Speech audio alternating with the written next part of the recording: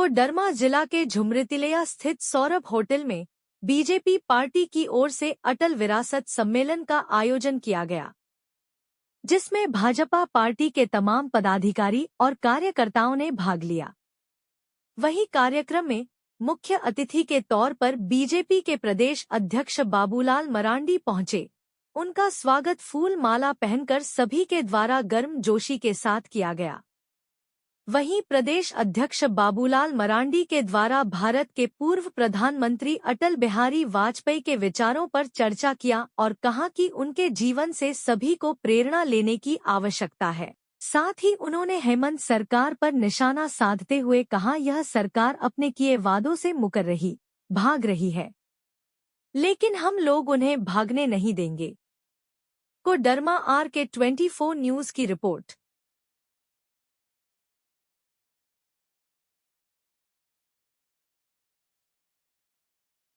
सब कोई सरकार को मुश्किल में डालने की नहीं है। सरकार को हम रचनात्मक रूप से सहयोग करें, बशर्ते कि सरकार जनहित के कामों को करे। अगर सरकार गलत करेगी, जनता की हित नहीं करेगी, गरीबों के लिए सरकार माँ बहनों के लिए नहीं काम करेगी, तो फिर दायित्व है कि सदन में हो या सदन से बाहर सड़क पर सभी जगहों पर सरकार को रुकेगी। अगर बाबूलाल जी कोडरमा आए हैं, कोडरमा की बात करेंगे। कोडरमा में विकास को लेकर जो भी आपने वायदे किए हैं पहले चुनाव में समय में आके, क्या कुछ बदलाव दिखेगा? चूँकि आप मजबूत हो गए। अब कि काम तो सरकार करती है और सरकार तो हम लोगों की नहीं है। सरकार तो है झारखंड मुक्ति मोर्चा, कांग्रेस और राजद। तो निश्चित रूप से जो कुछ भी जनता के बीच हम लोग वादा किए हैं, सरकार के ऊपर दबाव डालेंगे ताकि उन कामों को सरकार करे।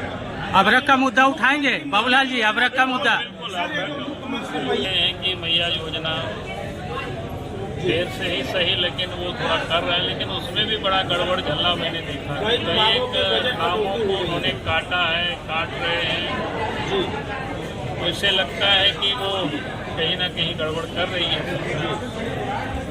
बाकी जितना उन्होंने घोषणाएं की थी, किसानों के लिए कहा था कि 32 रुपया पर क्विंटल धान की खरीदारी करेंगे, तो किसानों को पहले ही उन्होंने ठगा और 2400 रुपया क्विंटल। उसमें भी लेट लगती जितनी उन्होंने टारगेट फिक्स किया था खरीदेंगे उतना खरीद नहीं रही है। उसमें भी धान की भी कटौती हो रही है।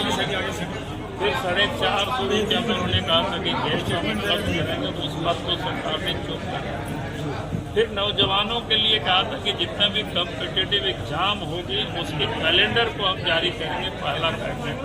अब तो 3 साल हो गया, लेकिन उन्होंने जारी किया। इससे समझ में आता है कि सरकार अपने वादों से मुकर रही है, भाग रही है, कि लोग भागने नहीं देते।